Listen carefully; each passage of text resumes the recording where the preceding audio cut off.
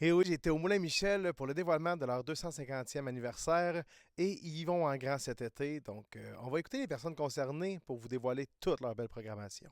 Tous les jeudis soirs en 5 à 7, on s'est concentré sur la relève locale. On a travaillé avec le Cégep de Drummondville, le département de musique, pour aller chercher des étudiants là. On a fait une collaboration aussi avec le Conservatoire de musique de Trois-Rivières pour animer ces 5 à 7-là. Sinon, on a des grands concerts. Quartz qui vient le 23 juin. À la fin de la soirée, ça va être The Jammin' Kid, qui est aussi de la région, qui a étudié lui aussi au Cégep de Drummondville. On va avoir après ça le Blues et Gin dans l'Agora.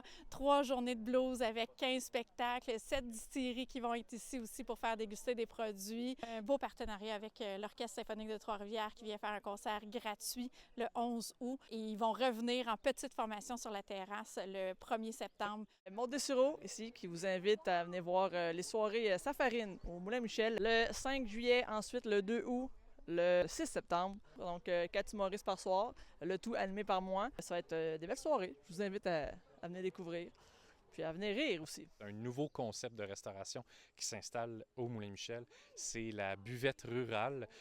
On s'associe en fait en partenariat avec le chef Michael Corbin-Chabot, qui est chef opérant au café L'Équestrière Gentil. Ce qu'on veut développer comme menu et comme approche, c'est surtout de travailler avec les producteurs locaux le plus possible.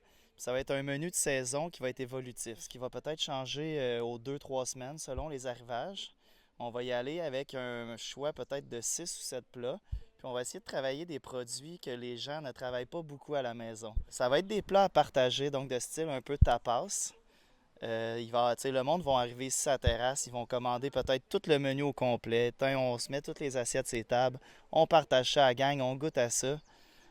Tout va être fait maison. Pour ce qui est du menu cocktail, menu vin, là aussi, on va essayer de travailler le plus possible avec les produits québécois.